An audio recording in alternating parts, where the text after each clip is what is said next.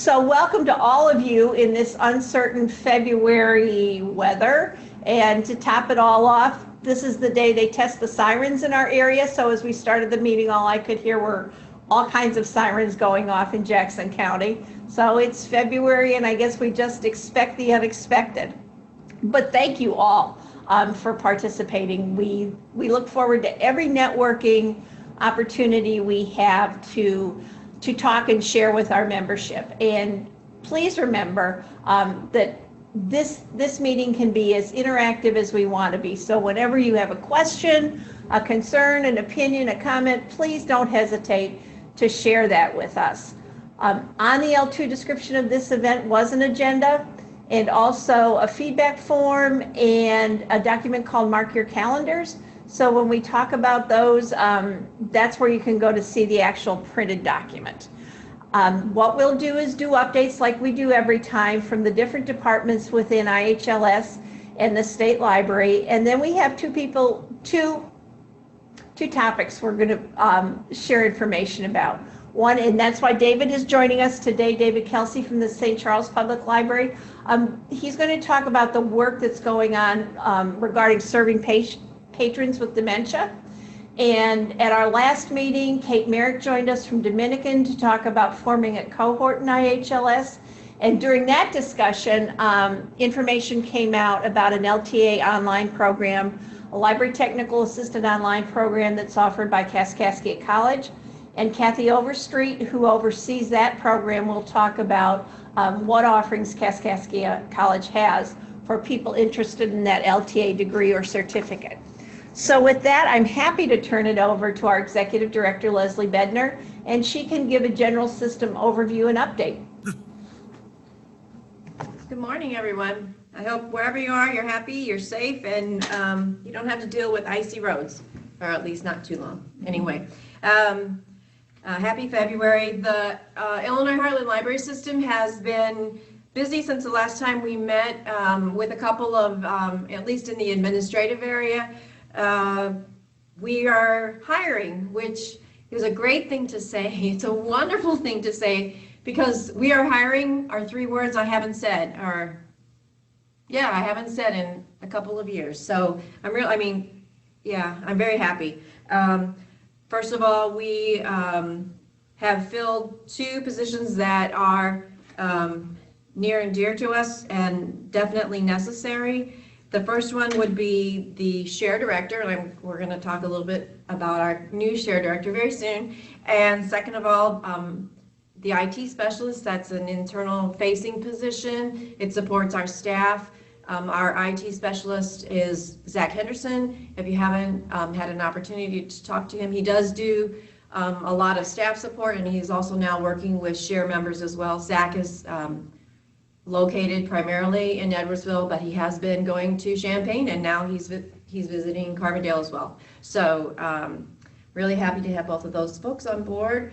We will very soon be filling several other positions that are also internal support. One is our HR Generalist position. We've made offers to these individuals that are contingent upon board approval. An accounting assistant, and I believe 2 delivery positions in the Edwardsville office. So yes. We are about scheduling a special board meeting. I bet our board loves having all these special meetings. We do, because we know that we're getting more staff that will be on hand to help us. The next position we are looking for candidates for is a membership coordinator. That's an individual that will work directly with Ellen and work with our members. Expanding the services that we can provide to members, making sure that they're compliant with state and federal laws and requirements, as well as helping them to understand the services that we provide and to better provide them to them if they don't understand that. So we're really excited for that opportunity as well. That position is posted on our website. I believe it's still posted on the ILA site. Is that correct, Ellen?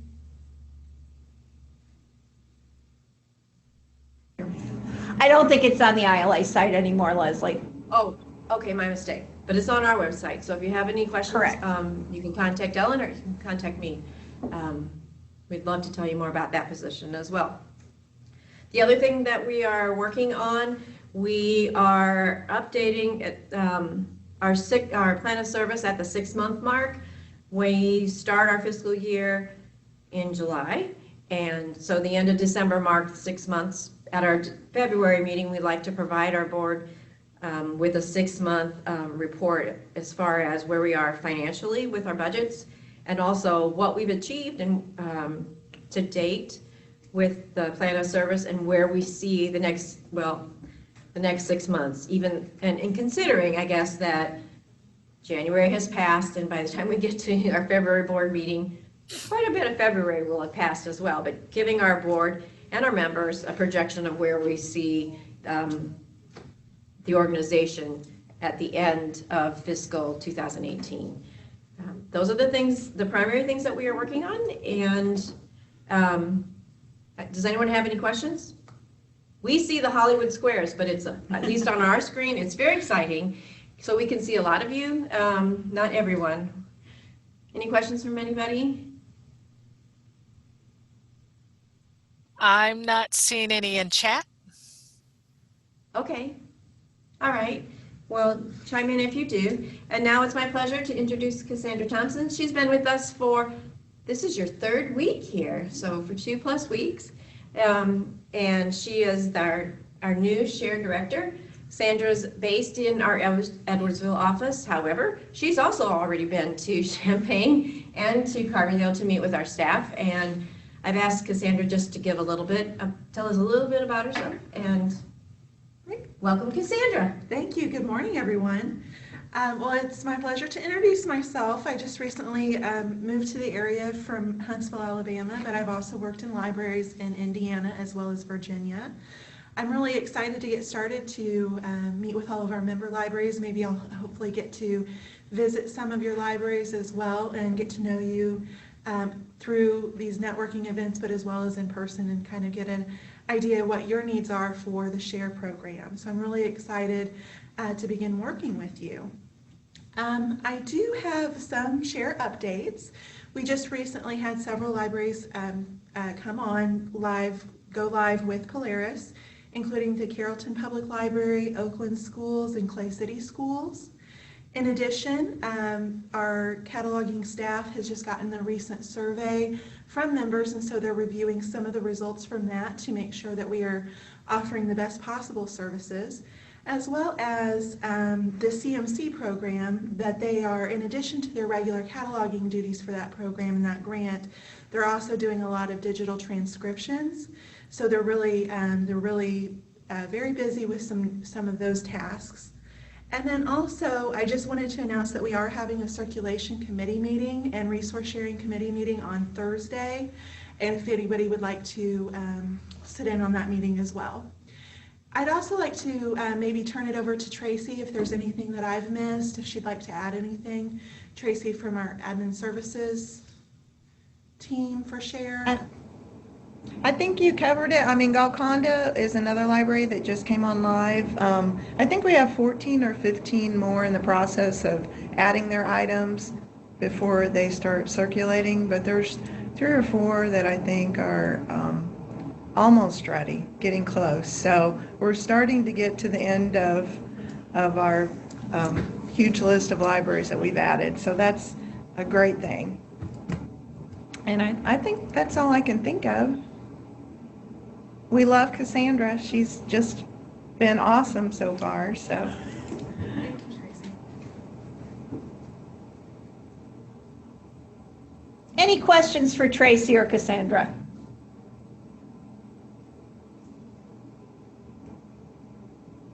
Well, that must mean everything's going perfectly in the world of SHARE. It couldn't mean anything else. Well, Susan, your turn. Great. Hi. Welcome. I had a quick announcement that President's Day is coming up on us. That is February 19th. Delivery does run. If you prefer not to have delivery, contact your hub manager, fill out one of those surveys for our support ticket system, and we won't stop at your library. Otherwise, we will have delivery running as usual. The offices are closed in Heartland, but I'm sure the support line for share is still open, and you guys know how this all works. I don't know that we have a lot of new directors on right now. Within the next 2 weeks, let's watch for a delivery survey. This is our annual delivery survey, and we have tweaked some of the questions, so they hopefully will make better sense. I may have had an odd idea what made sense there, so we've taken input. We're going to really be trying to reach out to our schools. Public libraries, you guys, you're responding and answering these things, and we just need to look at a way to contact our schools to get those numbers up. We are going to add a what is your role question, so we kind of can gauge if how directly involved in delivery you are with some of the responses. And we're also going to allow more than one person to respond. The reason behind that is in order to really get a feel of what the topography is of delivery, it is helpful for other people to be able to input rather than just having one collected voice, if that makes sense. We're very cognizant of always trying to make delivery better for you, the libraries, and ultimately for your patrons. That's really our bigger focus. We are still doing dogs, which are delivery on the go. Right. I always think down the road, but anyway, wouldn't have made an acronym. So the dogs, so if you're on your route, and again, go to our website and go to the delivery and then routes, you can search to see the other libraries that are after your library. If you'll package those items separately, we'll deliver them that same day or make our best effort to. We are still no longer opening up tubs and doing pre-sorting and things. We bring it all back to our hubs. So that's still going on. Codes. We are no longer using codes. So if you're used to using a code for a library, we really need the library name. This is probably affecting people who are handwriting labels, because the automatic labels that if you're a member of SHARE that are coming out have the full legal library name on it. That's how our shelving's set up, and the reason behind that is so that if we are swamped in delivery, we can grab any other staff member, which I'm sure they're thrilled about, but they can come in and quickly learn the system because it's the library name and it's in alphabetical order. So that's why there's just the codes aren't making sense to us. So you might be getting emails back from some of the hub managers just reminding you of that. It's a process. It's okay. I'm not marking off anybody. Our numbers are up. Yay. You guys have been, like, of course, increasing your numbers, and I'm thrilled about that. I'm thrilled about more libraries coming on. That makes our job, more cemented in that it's a great partnership that we have. The only other thing I was going to put a plug in, and I hope I'm not stealing anybody's thunder, Ellen, if you were going to talk about this, we have the Reaching Forward South coming up on May 11th. It's a really great conference. It's usually geared more to support staff, but that does not mean that delivery, oh my goodness, director, it's a D word, directors should not attend as well. This year, we are thrilled to announce that we have Phil Lanzini coming to the conference. He will be giving a short program in the morning, and then he's going to have what we call office hours. Office hours are where he'll be just sitting around a table. You can come in and ask him, questions and hear what other people are asking. There will also be a section for Mark Hatch is able to attend, and Mark Hatch is the Director of Operations up at the Reaching Across Illinois Library System, RAILS, and so he will be down as well as myself. So if you have some questions or comments, we're going to be available. Please share them with us. Mark and I are both striving to really take delivery to that next level. And we can't. We can only assume what we think, but until we hear from you guys, whether it's complimentary or maybe not so complimentary, that's fine. And if we can come up with a solution, wonderful. And if we can't, we'll tell you why. It's that communication that is so important for us. So that will be held down at Southern Illinois University in Edwardsville at their union there. I only know the acronym is like MUCK. Is that right? MEC? It's called the Morris University Center, I believe. Okay. Thank you, Morris University Center. I just really stuck on that muck. We're going to the muck. Anyway, Not with a K. Yeah, not with a K, just a C. Yeah. So we decided to do Reaching Forward South yearly. As you have seen, some of the conferences aren't being able to be held, and we find that we are really utilizing well the money that we receive from the tickets that we sell for you folks to attend. And we're going to reach out a little bit this year to ILA and see if perhaps they could help out. You know, you never know until you ask, right? So that's coming up. I guess my last thing is, I know I talked about last September, I had the driver and I got bogged down with technology, but we really feel like we'll have a solution March. Our drivers have been busy taking pictures of libraries out there. There won't be people in them. So I may be contacting you or your library to find out like interesting facts about you. And I'll be putting those as clues as to what the picture is. And there'll be a contest and we'll put in answers. And then you can win out of a month period a $25 Target gift card that we get not from our funding, but because we're in a program for the Ride Express, and we get points back that we can for fuel purchase, so we can spend that on certain things that they have there, and that's a way to give back as well. Are there any questions for me, or comments, or suggestions, or new ideas? Susan, is Yes. there a count week in February? I think there is, isn't Oh, there? I'm feeling you're absolutely right. How silly of me to forget that. Count Week is February 18th through the 24th, that entire week. Share members are very, very fortunate. Tracy has managed to create reports for us, so you guys don't have to count. You're not sitting there, you know, trying to count everything that's going into those items. And as far as the non-share libraries, it's just a simple form that you just let us know how many items. We're counting one way, we're counting incoming to us. This has really been an easy process for Illinois Heartland Library System, and mainly because of the power of share. You think about if you didn't have the ability, that Tracy wasn't able to create that report, you guys would be counting every single, I mean, I don't mean to make it sound arduous, but it's a lot of work. It's a lot of work for you libraries who are doing so much. So thank you back, Tracy, and thank you for the reminder. Yes, that's coming up during that President's Day week. Any other questions? Okey-doke. Thank you. Okay, we actually had a question from Scott, and I'm not sure if Don answered all of it. It's really for Tracy and Cassandra.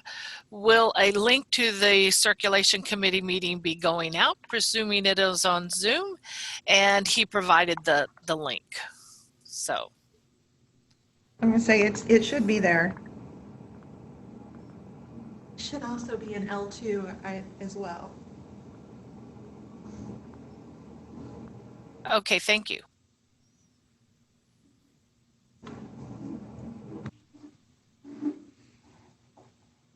Start. Well, if anything pops up, make sure and just interrupt or send a chat, and we can handle your questions. I'm going to talk about membership issues, and all of you know that this is the time of the year for certification. We're doing well, and I don't see anybody on the screen that I have to nag, so that's a good thing. Again, it goes more and more smoothly, it seems, every year, so that's a happy report. Most of what I'm going to talk about this morning has to do with what's on that Mark Your Calendars document that I attached to the event description in L2.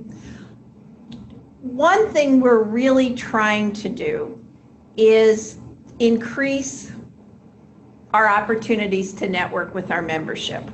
So you see that on a regular basis with these Member Matter meetings, and we're really sorry that the weather got in the way of us being in Champaign, because we really do like to get out and sit at a table with people and go out to lunch with people and talk about what's going on in their libraries. So our remaining Members Matter meetings for this year will be in April in Carbondale, and in June in Edwardsville, and then I believe August in Decatur. So hopefully for those, the weather won't get in the way.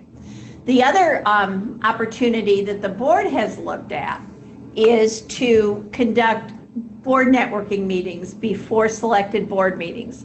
So at our last board meeting, there was a networking event at the Effingham Library, and there will be several more in March in Decatur and in May in Carbondale in this office. So again, an opportunity for people to come and meet IHLS staff, IHLS board members, talk to them about your concerns, see our offices. We just want to provide as many opportunities as we can. The other thing is when you host a networking meeting, if you're having any kind of networking meeting in your area and you'd like a staff member to be there and give system updates, just be there to join the conversation, please ask. We're happy to come if we're able, so don't ever hesitate. One of the things that's coming up is on February 23rd, ILA legislative meetups will be in our neck of the woods. There will be a breakfast in Edwardsville and then a luncheon in Effingham. Please, if you have the opportunity, think about registering and attending these. These are really, really important opportunities for us to go out and meet with our legislators or their staff and talk to them about issues that are important to libraries. ILA does most of the work. They do a POM card. They talk about what are our preeminent issues that we should be discussing with our legislators, but legislators love the opportunity to talk to their constituents. And so last year I attended the one in Mount Vernon, and it was great because we had board members there. We had people come to that one from as far south as Mounds, which is, almost across the state line in the south, and say, this is what our community needs. And that's what the legislators need to hear. Their teams on the ground working to get libraries and directors there. I'm assigned to meet David Severance at the door in Effingham, those kinds of things. But please bring it up to your board, bring it up to anybody who might be able to make it, because these are important things. And I did in that mark your calendars document, I did put hyperlinks in. So the hyperlink to that will take you right to the ILA website that talks about the registration process. So if you can make it, please do that. The Illinois Reading Council for the last several years has sponsored an Illinois Reads launch.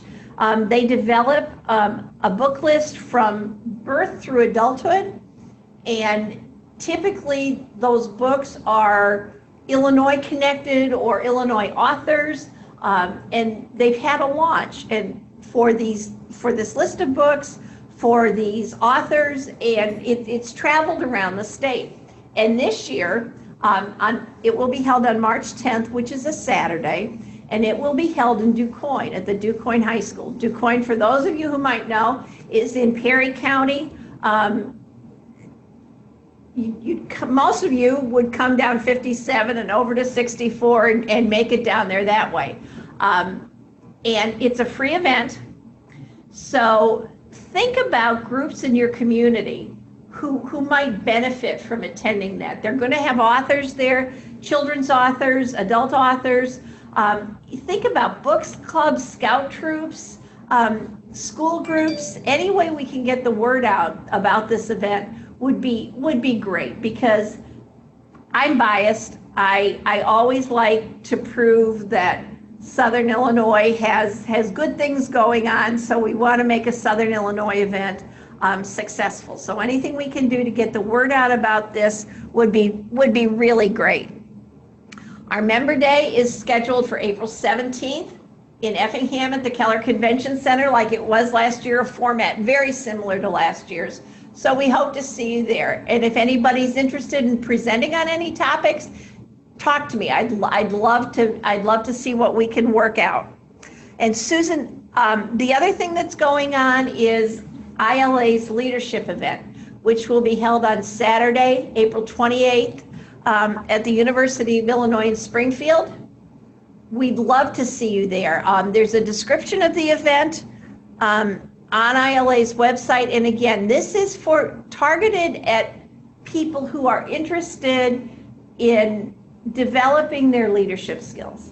So there's no degree requirement, there's no position requirement. It is for people who are interested in developing that personal leadership style.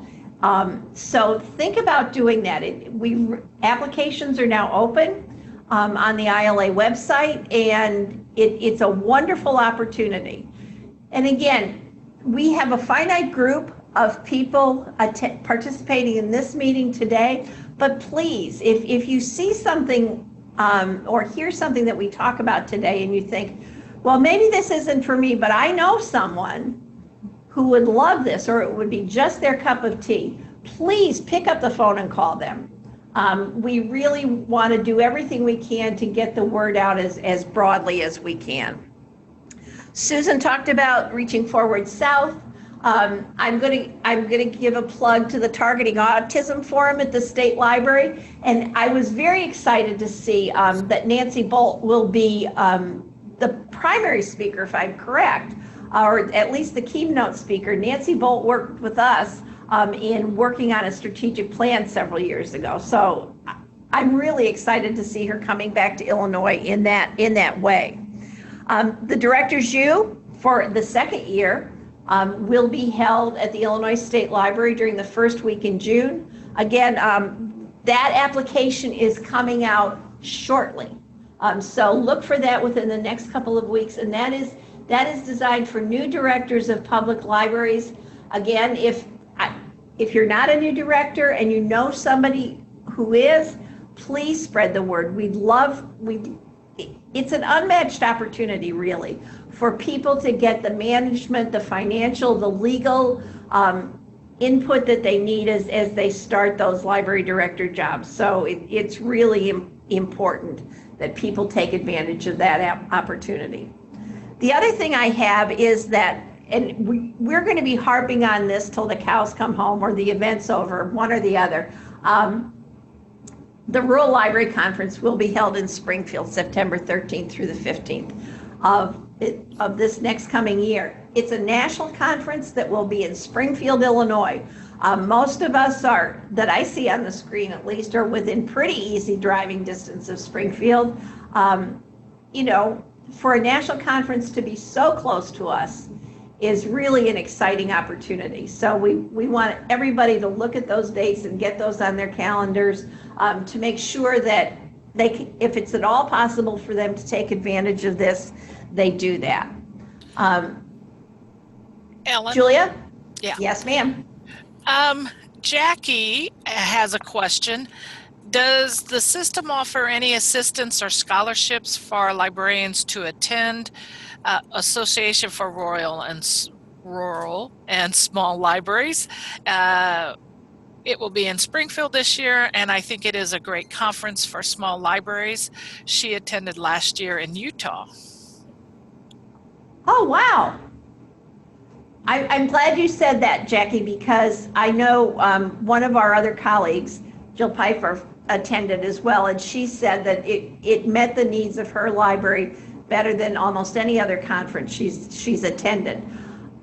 I don't know at this point that there are any plans for any financial assistance, but certainly if there were, we would get that information out as soon as we could. Any other questions about any of these events? Ellen, I had a quick question. The Targeting Autism, I missed the date for that. That is May 17th and 18th. Thank you. And I bet our colleagues at the State Library might talk about that a little more.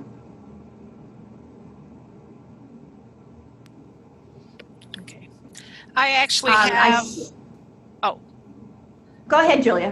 whenever you're done, I have a question for Susan and one for Tracy. Okay, why don't we do those questions and then you can come back to me. Oh, okay. Susan, Miranda has a question about snow days.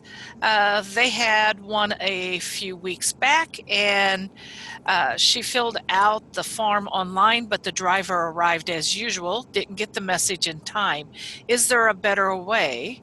Should she have called the hub instead? It's a timing issue because for them, they don't decide to close until 6:30 a.m. or so. So the driver probably leaves Champaign at 7.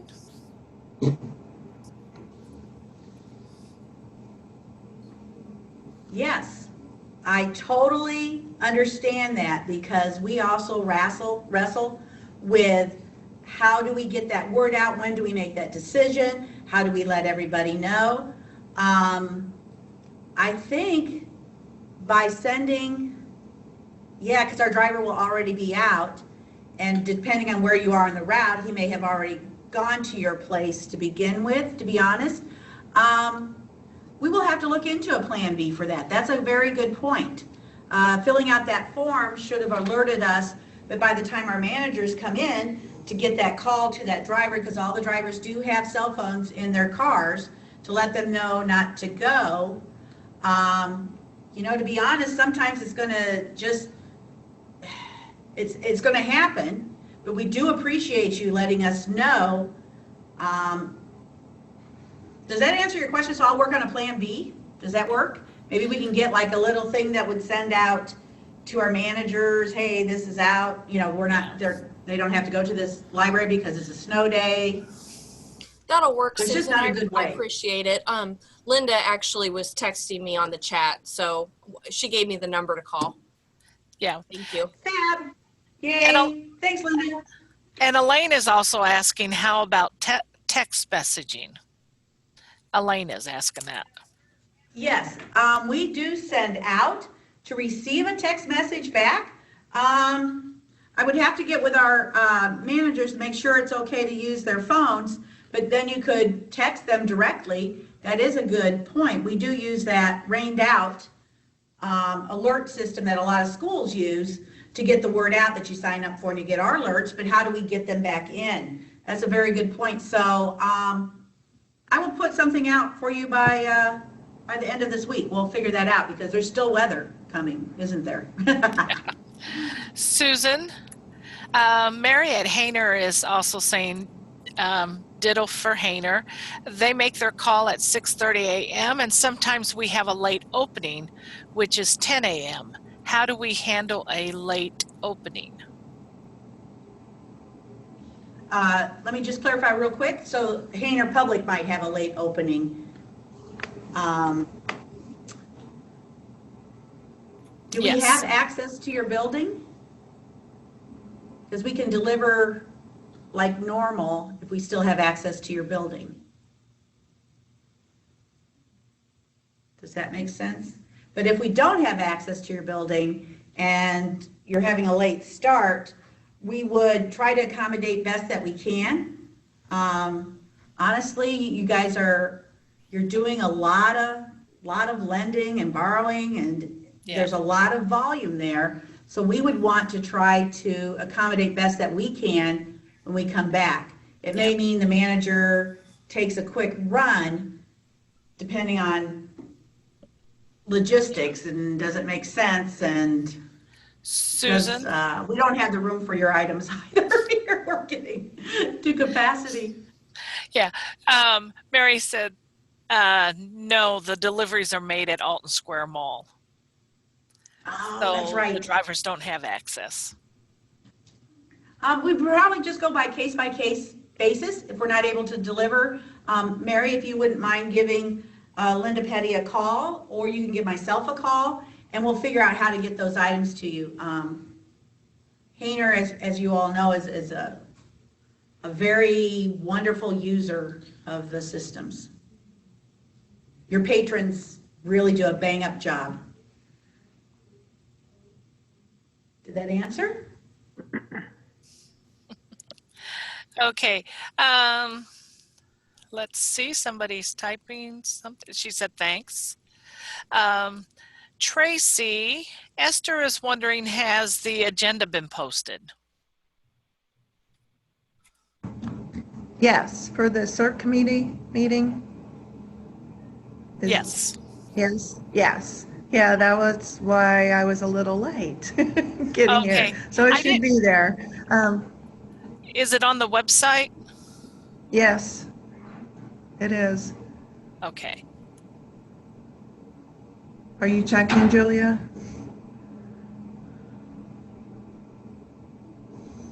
I did a minute ago and I didn't see it. I saw the event, but not the actual agenda. Okay. I'll go check on that, but it should be there. Okay. So I'll be right back.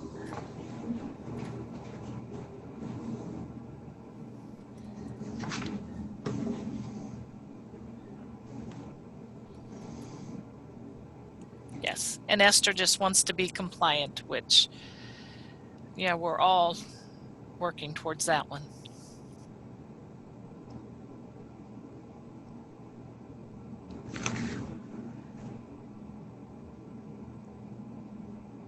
Okay, Julia, shall I go on? I would say go ahead. Okay. And I just have one more thing to share before I ask the State Library to give us a brief update, and that is Julia reminded me before we started this morning that it's time for Illinois Heartland Library System Board elections. So when you see the nominations committee seeking names and things like that, please consider serving, asking a board member to serve. It is, Julia pointed out, and she's right, and people have said this to me in other areas of my life, it's a wonderful learning experience. It's an eye-opener, it's all kinds of things, and our board members typically attend at the hub that's closest to them, so the travel isn't too burdensome. Sandy, if you're still there, Sandy West was here, if there's anything you'd like to add to that? Well, her name is there, but her face isn't, so maybe she had to step away for a minute. But when you see those emails from the nominations committee, please give it a thought.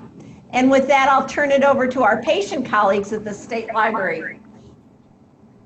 Good morning, everyone. This is Deborah Aggert at the Illinois State Library, and I bring you greetings from Secretary of State Jesse White and Deputy Director Greg McCormick.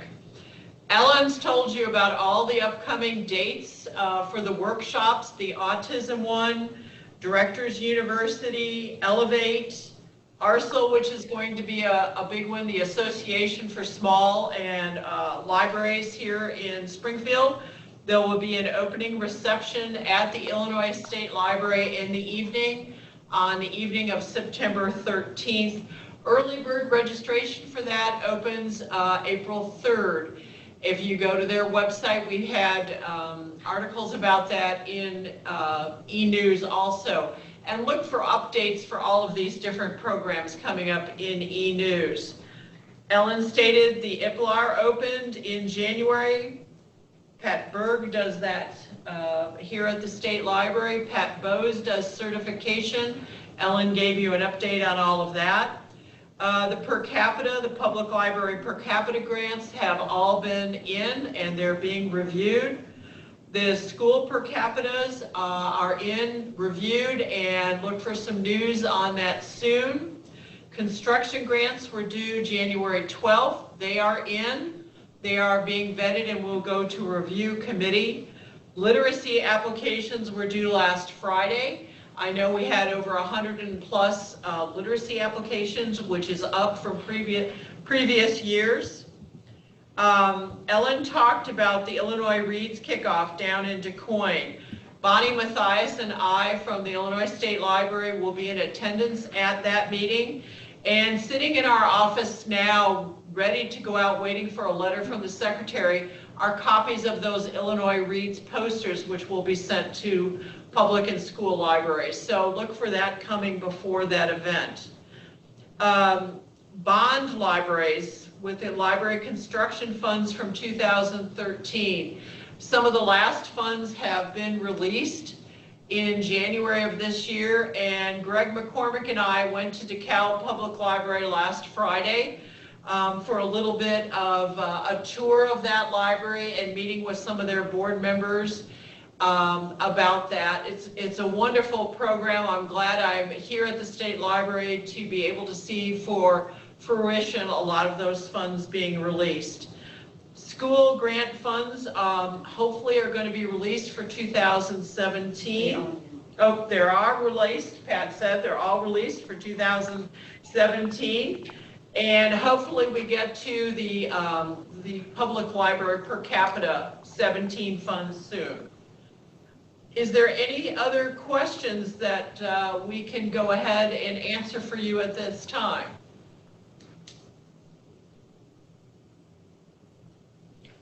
Well, that's the update from the Illinois State Library. Julia's there. If she has any questions that are texted in, please let me know, Julia. I don't see any right at the moment. Okay, okay. Well, thank you, Ellen. Thank you, Deb. Any questions for system staff before we move on? Okay, don't hesitate, please, to chat one in to Julia if you have one. Because that, again, that is part of our intent for these meetings, to be able to give you a venue to share questions, concerns, opinions, whatever. And we're really sincere about that.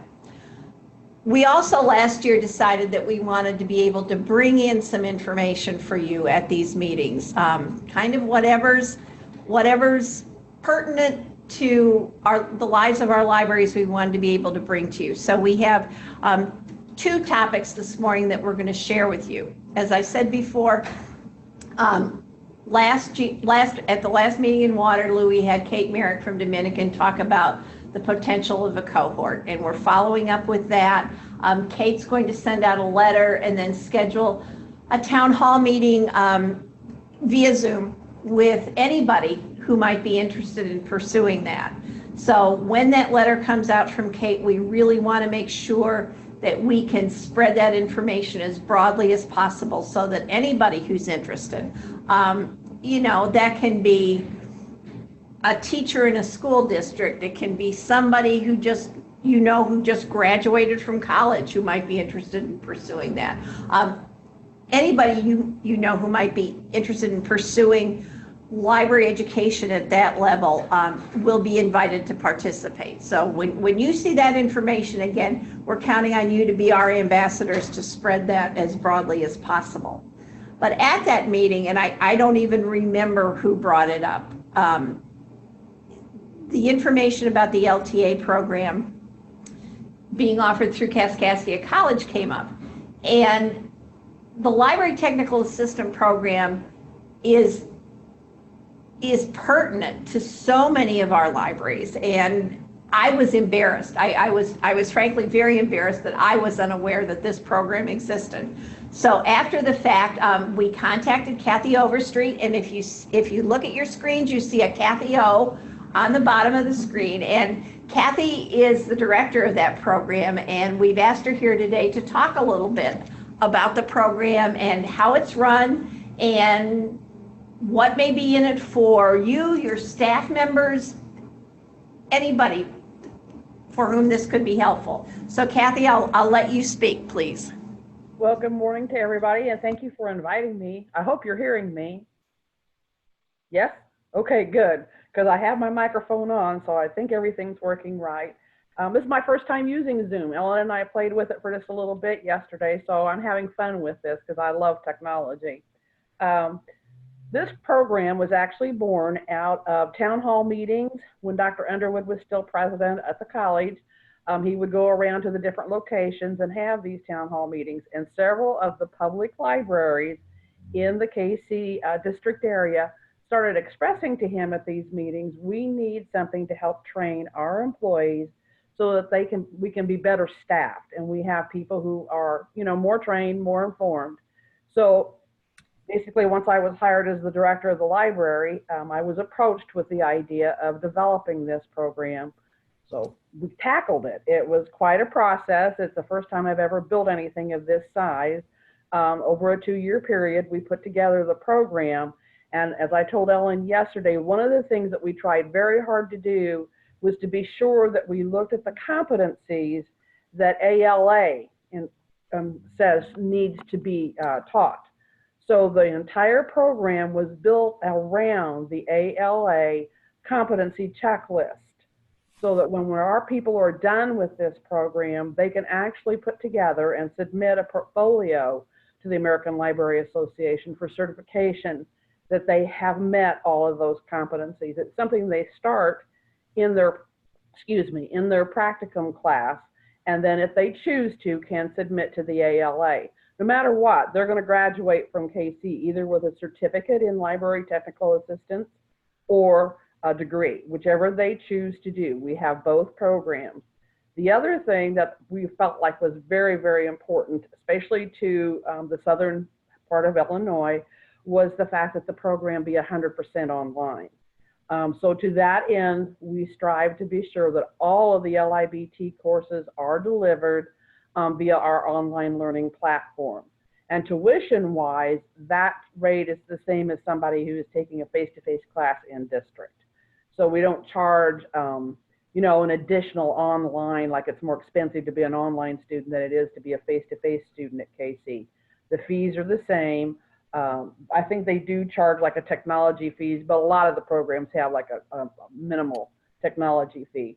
But tuition-wise, it's the same as a face-to-face student. So some of the courses, and at any point, stop me, because I can just go on forever about this. So we called the program LIBT, which I know doesn't mean anything to any of you, but it's what we had to do through the Illinois Community College Board. KC is a 4-letter designation school, so we had to pick LIBT. It technically is the Library Technical Assistance Program. It's an LTA program. It's just the designation that ICCB made us use when we created the course. So when you see LIBT, just know that that represents the LTA program, okay? Courses that are included in the program start out, and we've stacked it so that a person can go in the fall and go in the spring and complete the certificate if they want to in those 2 semesters. If they want to do the degree, then there's other courses they would have to take that would be gen ed courses like English and math and psychology and stuff like that. And that spreads out then over 4 semesters. But we've stacked it so that people who are working on the certificate and or the degree are enrolled together in these online classes. We don't make a designation between the degree or the certificate and what you're learning. So if you start and say, I want to be a degree program, but later change your mind and say, I want to do the certificate, you can, or vice versa. We have students who are currently enrolled that are doing 1 class at a time. It's because they're paying for it out of their own pocket. Some are doing like 3/4 time or whatever. Each student decides what their pace is. They know that every fall we're going to offer the same set of classes. And every spring we will offer the same set of classes. So they can just knock themselves out with what they need to do. They can just put it into a spreadsheet and check off what it is. So for instance, a fall semester would include things like Intro to Computer Applications and Intro to the Internet, which were both ALA requirements, by the way. Introduction to Library Science, Library Materials, and Cataloging, for a total of 16 hours if you wanted to go full time. The second semester on the certificate would then be Reference and Information Services, Technology for Libraries, Workplace and Supervisory Skills, Library Public Services, and then the practicum for another 17 hours. Once again, that's considered full-time. Now that can be spread out however a student wants to. We also have elective courses that people can take. And if they're doing the degree, they could actually even specialize within their electives as to certain courses that they would want to take. So we have built several of those. I don't even begin to have all of those in front of me because those were some of the last things I did before I retired from full time. So that's the overview of the program. We have a web presence through the KC website. So we're easily found. It's probably the easiest way to do it is just use the site index and search for us. We also have a Facebook page out there that is the LIBT at Kaskaskia College Facebook page. You're welcome to join that because I do try to keep stuff posted up there on a regular basis. I use it as a marketing tool to reach out to potential students. We currently have, I think, 5 students who are actively in some capacity pursuing the degree and or the certificate, and then we have another 2 or 3 who are kind of hit and miss. They're just picking up classes as they go. As to instructors, all the instructors, so you know, all the instructors for the program hold masters in library science. So we have Christy Garish, which some of you are probably familiar with, as well as Beth Mandrell from Wren Lake, and then we also have Jeff Spinks is another one of our teachers. So all 3 of them teach as adjuncts for the program, and then I teach the majority of the classes. And I hold a master's in library science as well from Indiana University. So it's a well-rounded program. It's designed to help with employment opportunities as library assistants. You could be a technician, you could go on and work in a genealogy. Matter of fact, we have a young lady that her goal is to be working in her genealogy department and be the person running that genealogy department for her public library. So we have people like that. It could be somebody that's working in the health information field. Matter of fact, Jeff Spinks, that's what he is he's a librarian over a health science program and runs the library for that health science program, but then he also teaches for us. So that's how he's using his master. So we see the potential for students to also go in that direction with this LTA. I do know that in Southern Illinois, it is highly recognized as it is in Northern Illinois. I can't just say that we're the only school in the state of Illinois that has the LTA program. There are several schools in the Chicago area that also have it. Not all of them are 100% online, but they nevertheless have been around for a long, long time. So this is a recognized program, and it's a program that's recognized and supported by the American Library Association. I think that for right now, that's kind of like an overview. I would hope that you might have some questions for me that I could give more specific answers to.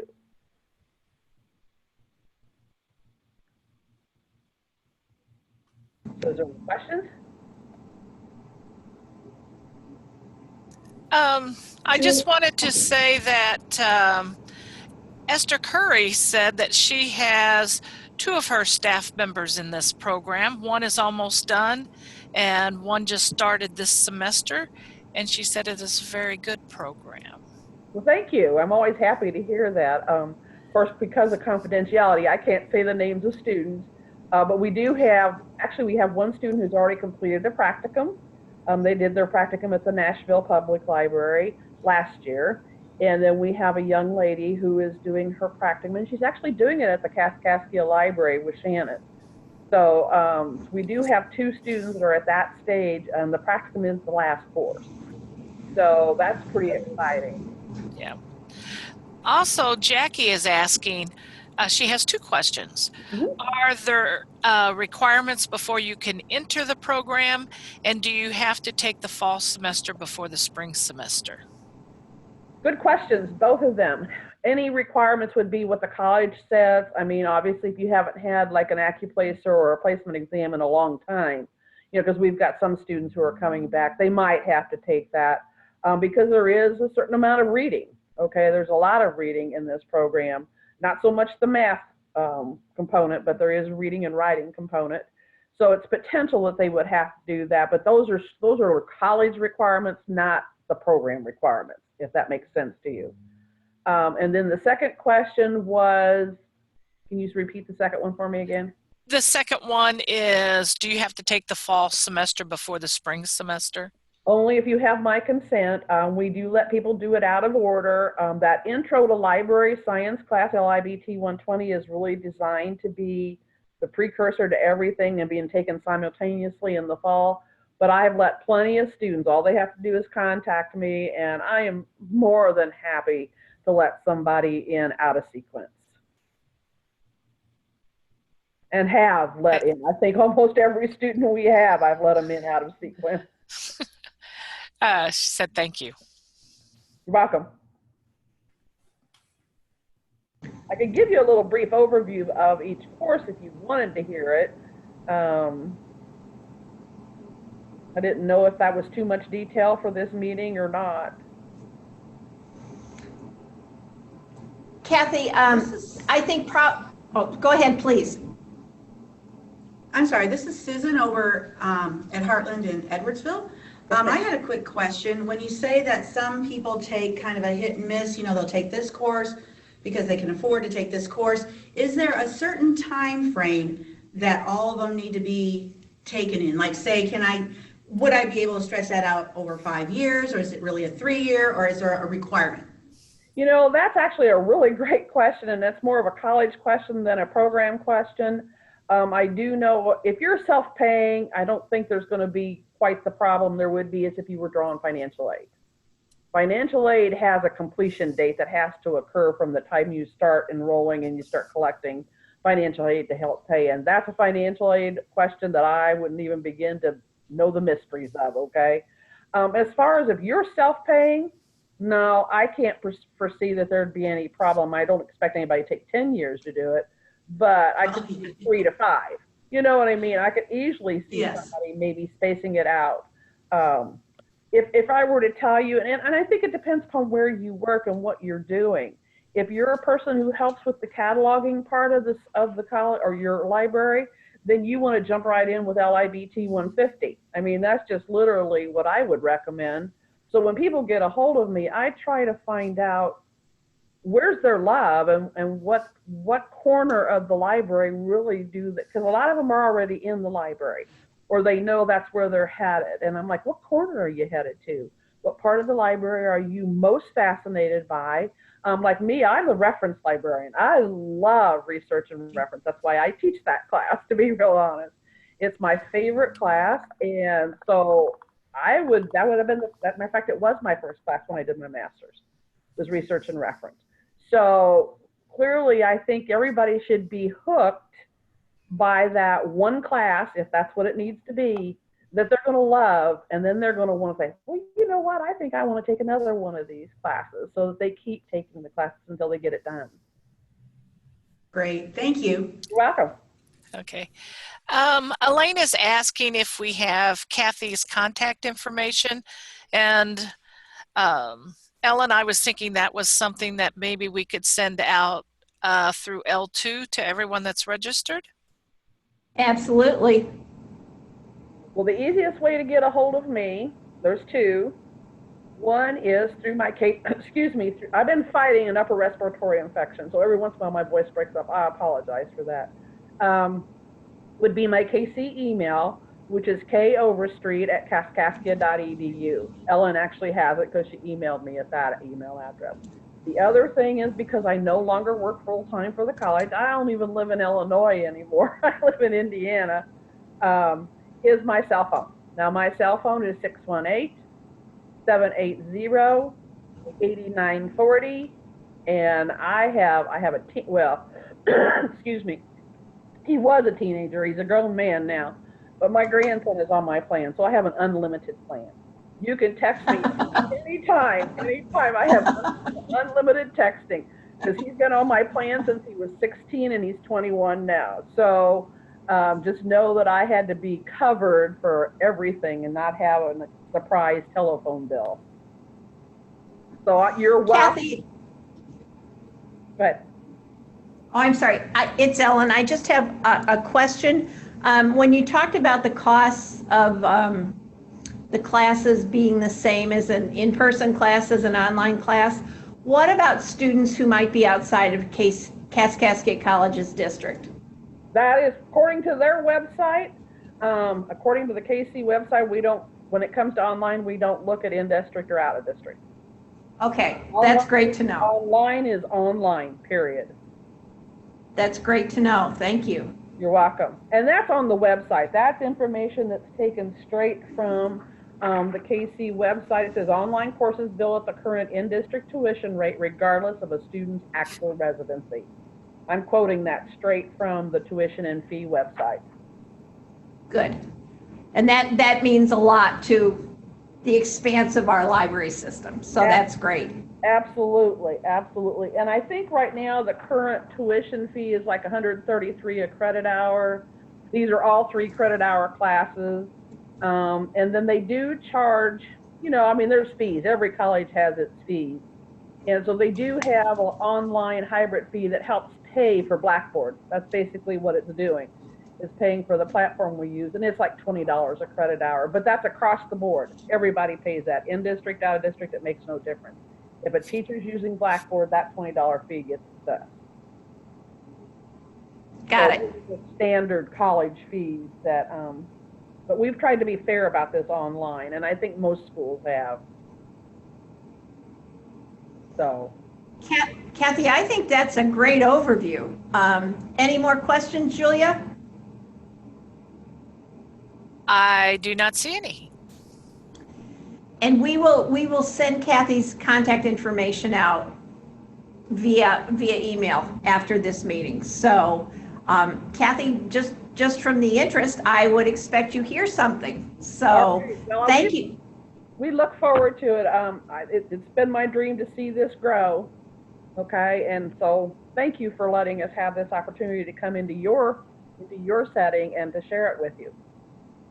Well, anytime we can help you promote it, please let us know. All right, absolutely. If you want, I can send you this brochure and the link to the Facebook page as well. And you can. That'll be great.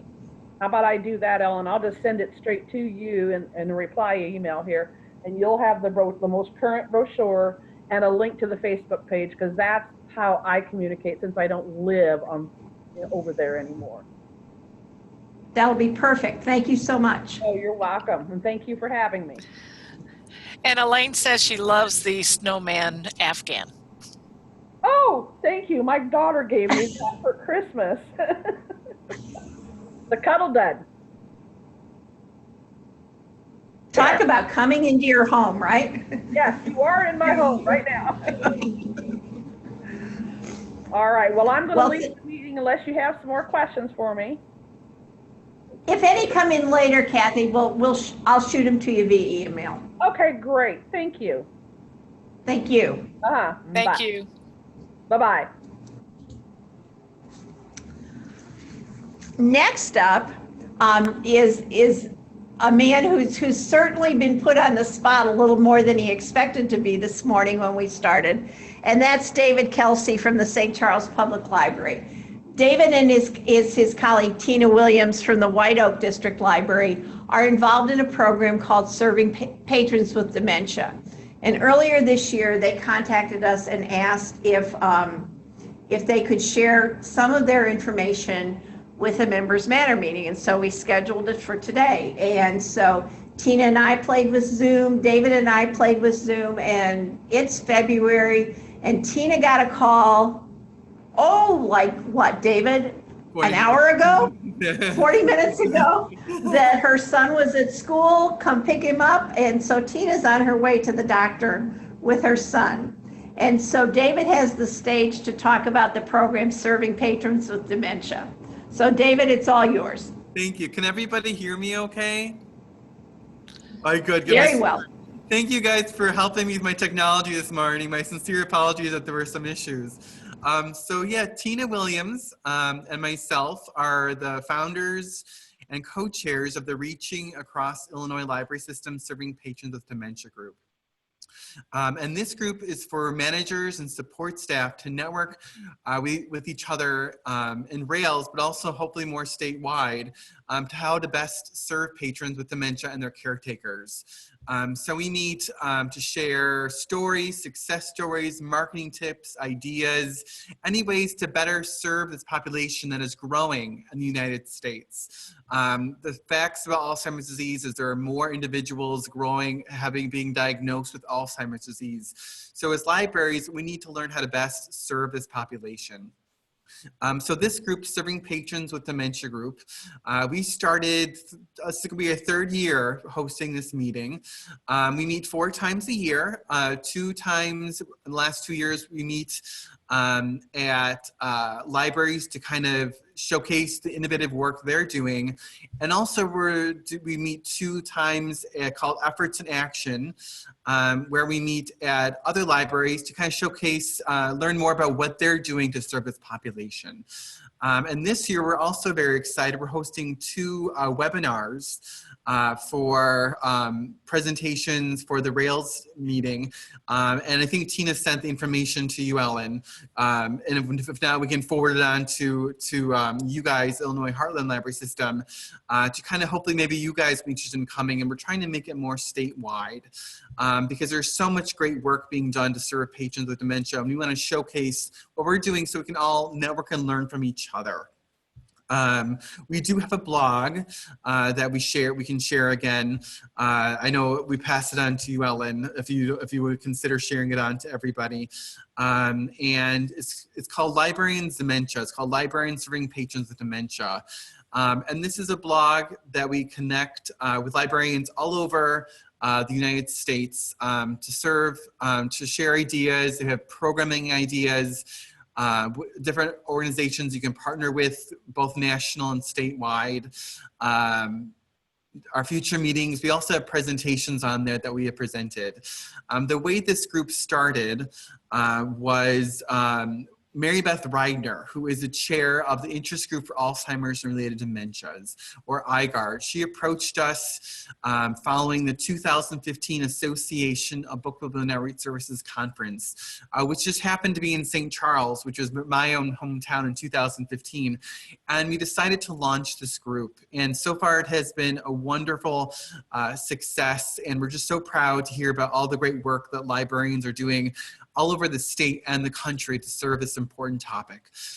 So we're very proud of what we do and also to network with everybody. And we just want to thank the Illinois Heartland Library System for allowing us to be here today to talk more about our group, as well as we were also fortunate to present, have a booth at the Members Matter, a members meeting last year for the Illinois Heartland Library System.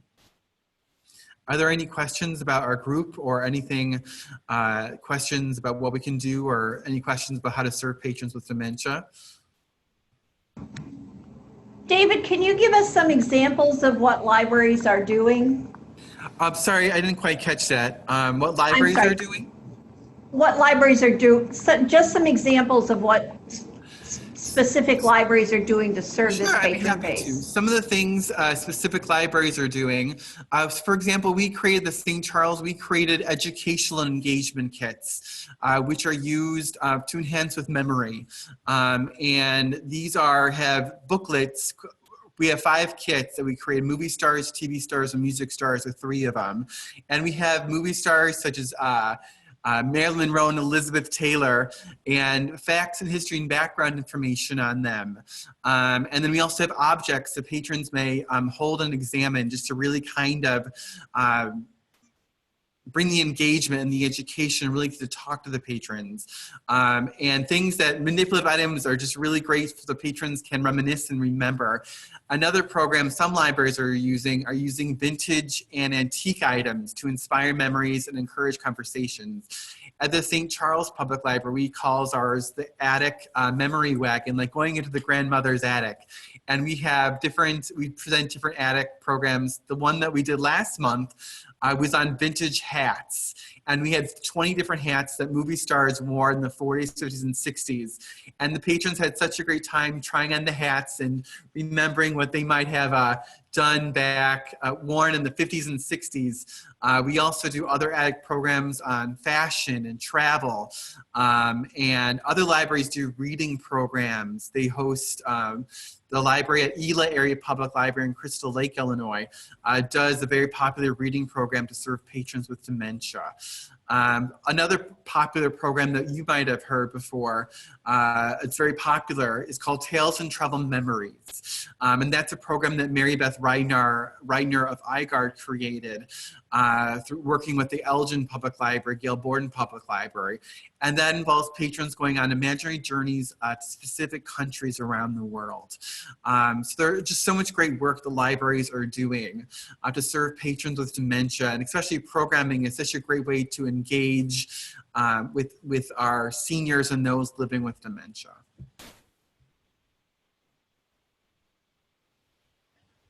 David, are most of these programs done as outreach, or are they done in-house? Oh, I'm sorry, I didn't quite catch that. Are Sorry. most of these programs, that's okay. Are most of these programs done as outreach, or are they done in-house? Oh no, it's not coming through. Oh, would you be able to type it? Is it possible to type the question? I apologize. No problem. Julia, can you do that for me? Okay, can you repeat it again slowly? Sure. What I said was, are most of these programs done as outreach? Yes. Or are they done in the library? Most of these programs are done as outreach programs at the senior facilities and the memory care facilities. So a lot of libraries are going out into the community to present programming at our senior centers. At our library at the St. Charles, we do about 25 programs a month at our senior facility. Wow. We have 7 facilities that we present at, 4 providing memory care. So there's 4 staff members and my outreach department. And so we do 25 programs a month, most of them for patrons living with memory loss. Thank you. Questions for David?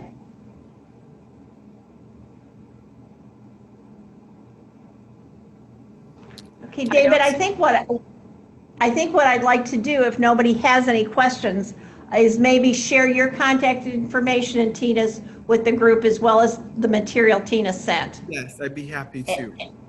And then they can contact you with any further information. That'd be great. Thank you. Okay. If you have any questions, I'm sure Ellen will be able to pass it, if you don't mind, Ellen, as well. My email address is dkelsey@stcharleslibrary.org. Or you can contact me via phone at 630-549-8969. And also feel free, again, I know, thank you for sharing our blog, which is librariansdementia.wordpress.com. So feel free to visit our website. And again, we love to hear about all the great work that librarians are doing out in the community. So feel free to please share your ideas, and we would love to talk more about the great work people are doing. Are the 2 Rails webinars open to IHLS members? Let me double check. Tina's more the expert. She's the one coordinating the webinar. So let me double check with her.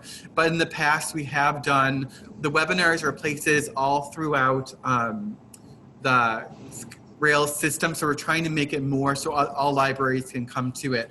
But also check out our website, because we do have a webinar that we did for Rails on our blog that you can see at any time. It talks a lot about the programming that we have done at the St. Charles Public Library, as well as other libraries.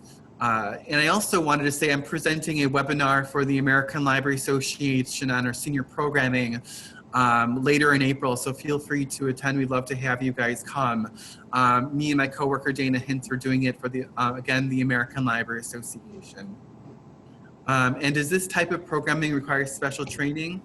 No, anybody can do it. I think it just requires it's a lot of fun to do programming, just making a difference in the lives of our seniors and those living with memory loss, just having a great time, making education, make it fun, just having a blast. This is such a fun population to work with, and we enjoy our job and what we do.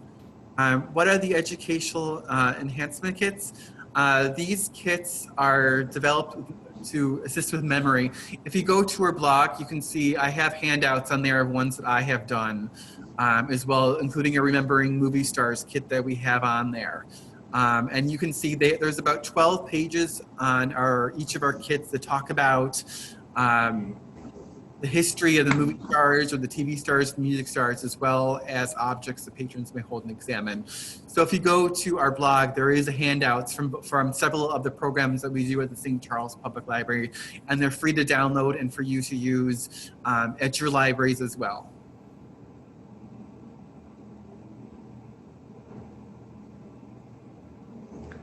Thank you, David. That was a big help, and we'll put the information together and get it out to people. Great. Thank you very much. Thank you so much for having us today, and I hope everybody has a great day and stays warm.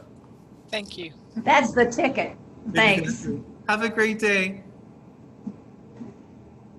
Does anybody who's participating, that's the end of our agenda. Does anybody who's participating have anything they'd like to share with the group? Any announcements about anything that's going on at their particular library? We'd be happy to listen. And remember, if you have a mic, you can unmute, and that might be a little easier than typing in or typing it all in.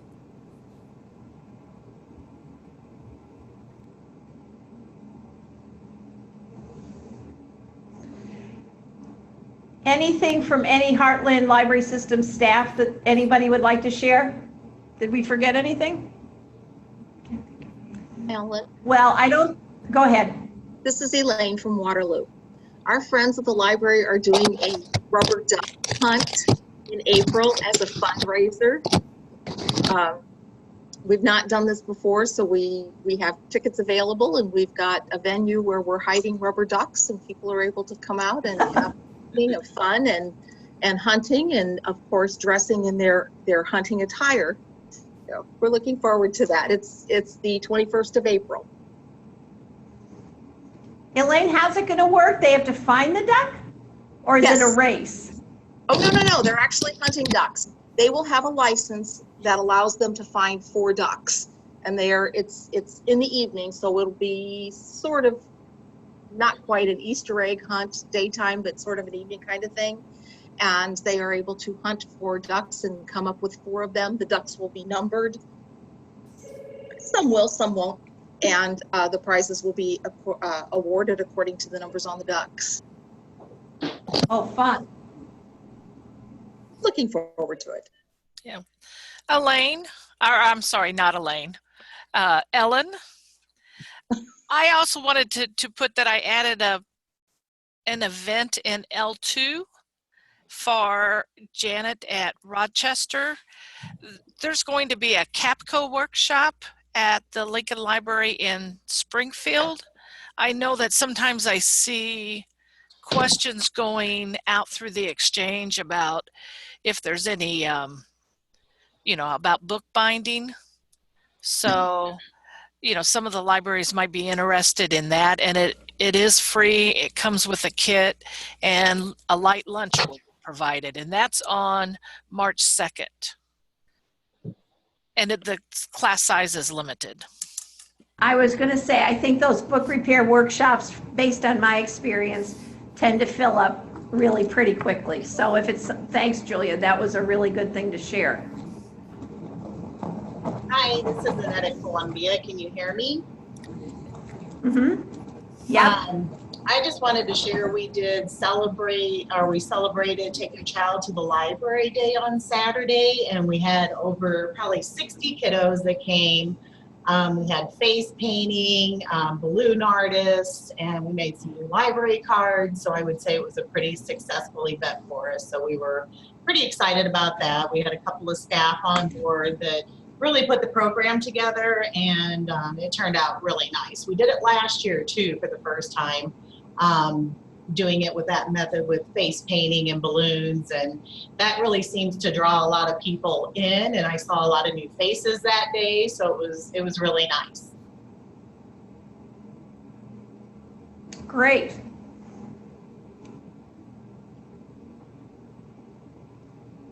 Anybody else?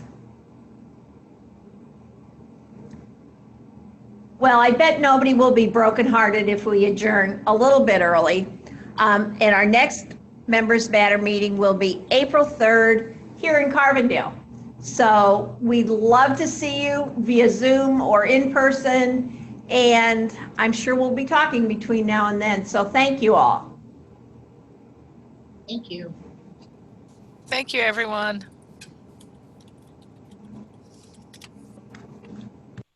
Bye, everybody. Have a great day. Stay warm.